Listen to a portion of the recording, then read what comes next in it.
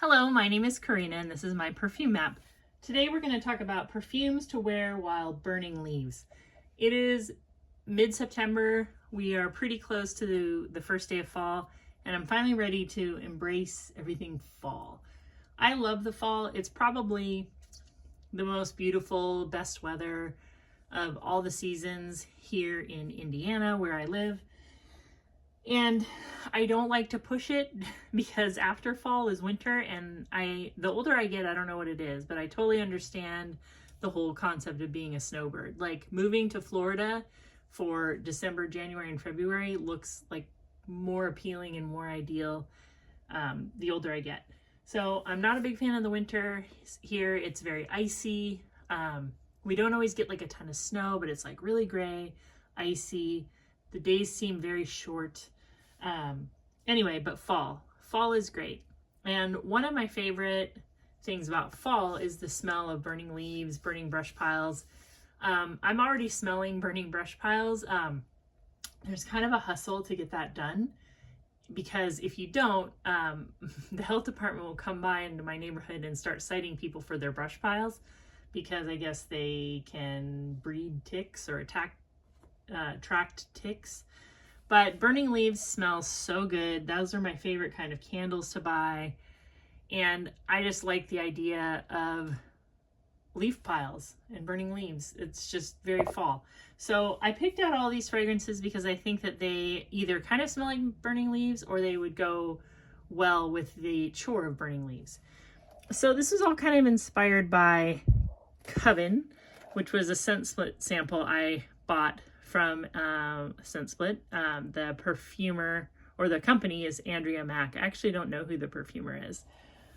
But Coven is the kind of fragrance I like, but when I smelled it and I bought the samples, I thought I already have a lot of stuff like that and I have some things like that I like better. So I'll just start going over some of those. And I will tell you that I talked about making like a Halloween type of video, and when I started making a list of perfumes I could talk about, my list got up to 50 before I decided I'm gonna break this apart. So anyway, what I've been kind of wearing again lately is Liis Bo, and this was a scent bird sample. I hope I don't start using those interchangeably. And this I think was the first one I ever bought.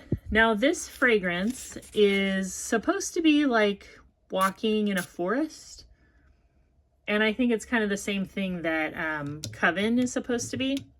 This fragrance has elemi resin, tobacco, incense, sequoia, cedar, vanilla, gaiac wood. What I really get is wood and incense and something slightly foresty, almost like pepper.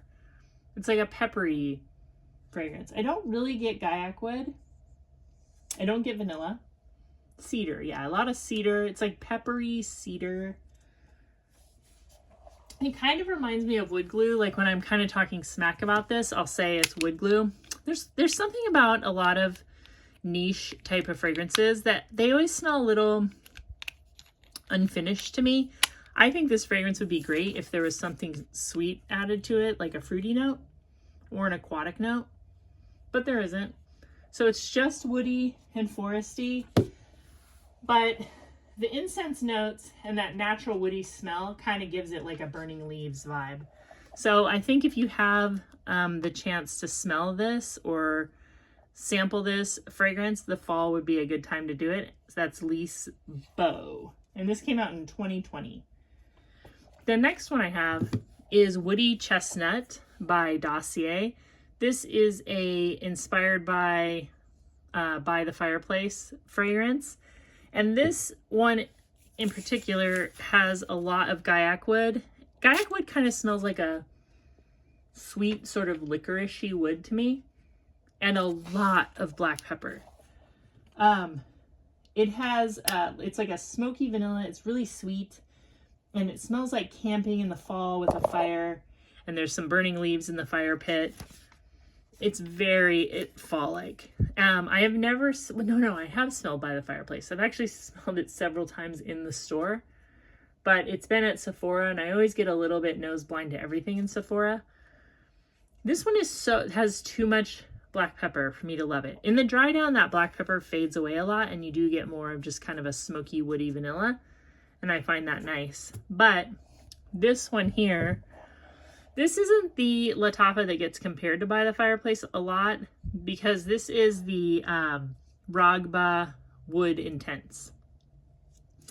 But I think if you want a By the Fireplace style fragrance, I guess, I would pick this one over Woody Chestnut.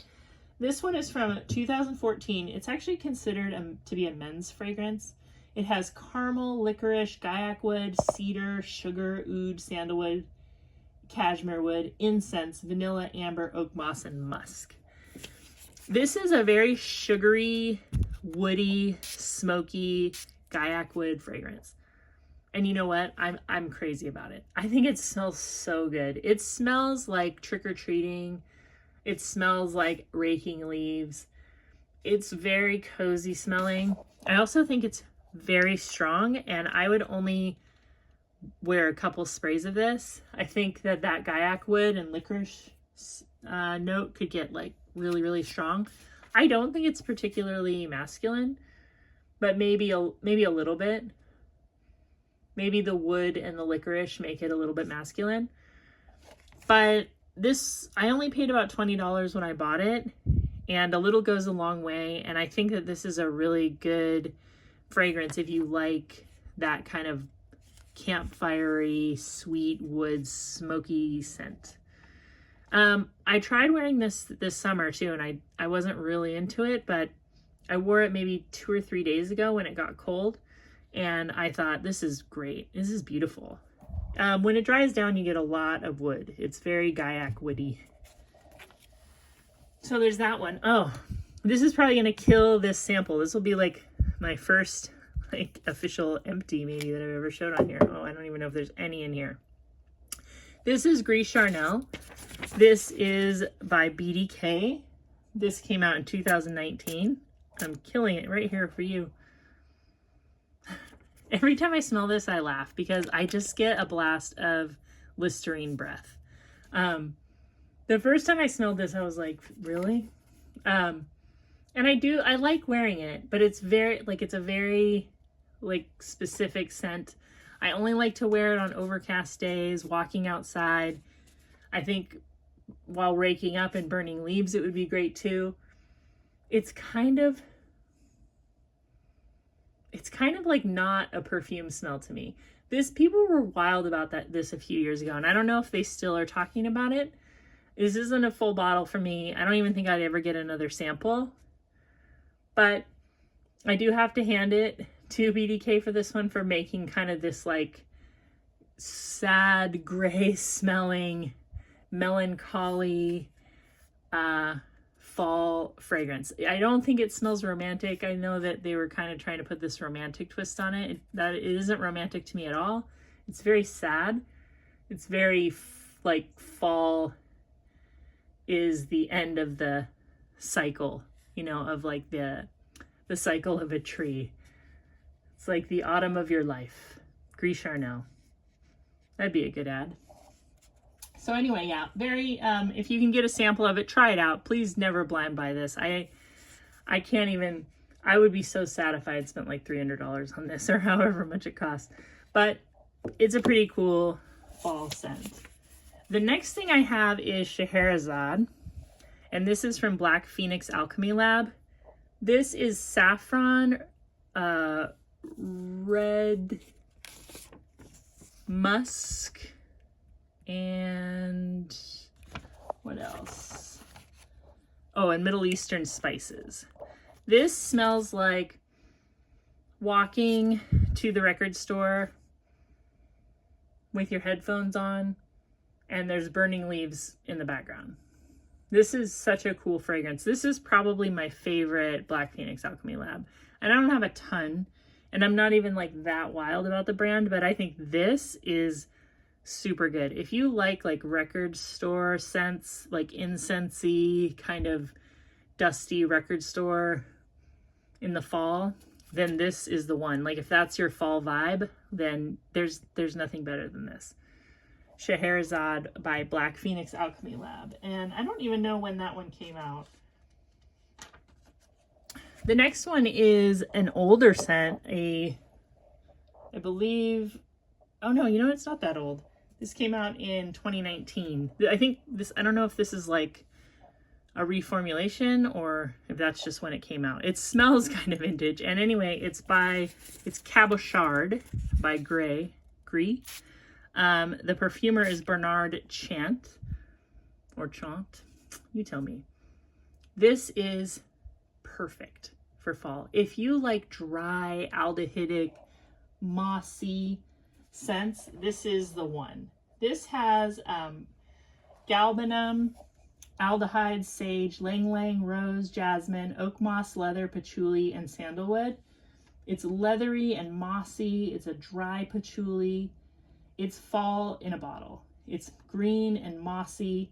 And if you've never worn a fragrance like this, I think this can be intimidating just because there's almost no detectable sweetness until the very dry down. And then even that is kind of a sweet, ambery, spicy, slightly Coca-Cola-y dry down and very leathery. And this is a fragrance for women. There's even a little bow on it to remind you, I guess, because it's so masculine smelling, but it's so beautiful. I love this kind of fragrance. In fact, everything I'm showing you today is like, I like all of these. They might not all be like loves, but they all just smell so good and so fall-like in the best way. The next one I have is Opium, and this is the 2009 EDT. So a lot of people will talk so much smack about this reformulation, but I think that they're like overstating how different it is, because it's not really that different. I have plenty of bottles of vintage Opium. The main difference is in the opening, because the opening of this is so delicious. This fragrance here, this reformulation, it's really good. It's very long lasting. When you get to the dry down, it smells very similar to the OG. The original Opium has like a stickier, more resinous, like it's almost like a texture to it. There's something different about it. There's something a little bit more magical about it, but the fragrance itself is so similar. This new one is just a little bit like flatter. But I will say that this bottle of EDT, it outlasts my, when I spray this EDT on one arm and the old school EDP, this outlasts it. This has myrrh. This is mostly like a myrrh fragrance. It has myrrh, carnation, jasmine, amber, patchouli, and vanilla. Tangerine, bergamot, and lily of the valley as the top notes. It is the most, it gives me like a picture in my mind, maybe more than any other fragrance. And it's just this like, you are running away, running into the forest while the town behind you is burning. Like there's burning leaves, it's the fall, and you are running. You are running to escape, and hopefully somebody's gonna pick you up in an old pickup truck and help you get out of there. I don't know why I think of that every time I spray it, but this is a magical fall fragrance. Like you have to treat yourself to wearing this while raking up leaves, burning leaves, something like that. Or at least go to a store where you can just spritz it on and wear it for a day on a crisp, cold fall day. I think it's so beautiful. I think that you shouldn't be afraid of the new formulation. If you find a bottle of the old stuff, try that too, because that's really good. I've been able to get several bottles like pretty cheap just by like looking at auctions and stuff like that. And I'm convinced I'll find one at a garage sale one day, but I haven't yet. So that's Opium 2009, the EDT. And I think I bought mine on Macari. And so now we can talk about Coven again by Andrea Mack. I like this kind of fragrance. I just don't think this is the best of its type. This has galbanum, clove, cedar, wood, oak moss, vanilla. It smells a little bit flat. It smells a little bit indie perfume to me. There's a extremely green note that I think is the galbanum. I get a little bit of clove. I get a little oak moss, mostly green. Green, spicy oak moss. Kind of like decomposing leaves on the forest floor. This is a nice fragrance. It's expensive though. It's about $175 for 50 ml. You can get 100 mils of opium for around $100, if I remember right. This is about $20. You can get the woody chestnut for $29 if you buy it directly from Dossier. Cabochard, I think I paid $17. So there's just more, there's better value out there than this, even though this is a cool perfume. It just, if you've smelled a lot of indies and you've smelled a lot of green, kind of mossy, earthy fragrances, there's nothing about this one in particular that's that, like, earth-shattering. And there's nothing about it that's earth-shattering, actually. Okay, but this one, this is definitely, if you can find this bottle at a good price, I would pick it up. This is Black Suede by Avon. It's from 1980. I bought this in a lot of like several perfumes, so I only paid a couple dollars for it. This is like a one of my best finds for 2024. This is a men's cologne. It has musk, amber, cloves, nutmeg, woodsy notes, and oak moss. And one thing I really like about this is the woodsy notes are old school. A lot of times now when a fragrance says woodsy notes, I pick up like an amber wood kind of smell, like a very sweet wood note. This is dry, dry, dry. The nutmeg in there is obvious, and I love the way nutmeg smells. Everything is just like a dry musk, a dry amber, cloves, nutmeg. I think that this smells absolutely unisex, and when I was wearing it, my husband complimented me on this and then asked for a little spritz and was surprised when I told him that that's a men's cologne. Like he thought that he was being wild trying like a very feminine perfume. So I would try this out, especially if you can get it for like under $20. This is a really good fragrance, and I'm going to be very excited to wear this fall.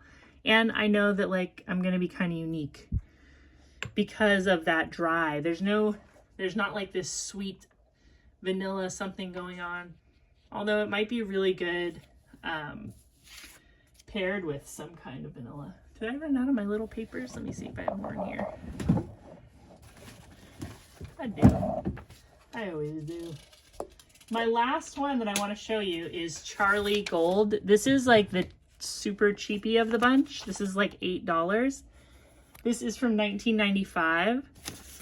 And this fragrance reminds me like if Jessica Simpson Fancy had like a great aunt or something. Her great aunt would wear this because it definitely has that vintage style. It has apricot, amber, caramel, cinnamon, peach, sandalwood, cloves, plum, rose, jasmine, musk, orange, freesia, violet, and cedar. This has the most dramatic opening to like dry down of maybe any perfume I have, because the opening smells so vintage and you get like this really harsh apricot and like a dusty amber, but the dry down is pure sweet orange caramel. This is a gorgeous fragrance. It is a bargain at $8. This would smell amazing on a fall day out either apple picking, breaking leaves, doing whatever you have to do, you know, like it is gorgeous and I recommend it. I think all of these fragrances are worth trying. I think sampling is important if you're buying, you know, niche or I mean, I think sampling is important if it's over $30. That's just my opinion. But what a great bunch of fragrances. Like I'm so happy to have all of these. I'm excited to wear these this fall. I will be sad to tear myself away from the fruity florals that I've been enjoying so much this summer. I want to show you this too. This is new at Trader Joe's. I think they just got it, so I don't think they've sold out yet. But this is their Pumpkin Ultra Hand Cream. And this smells like a really high-end version of Bath & Body Works Pumpkin Pecan Waffles. And I like pumpkin pecan waffles. I actually just realized that mine was rotten.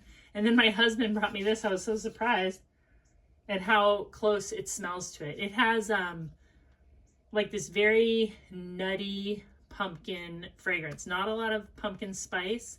It's less buttery than pumpkin pecan waffles. But it's a very, very nice hand cream. I just put some on. It's shea butter and pumpkin extract.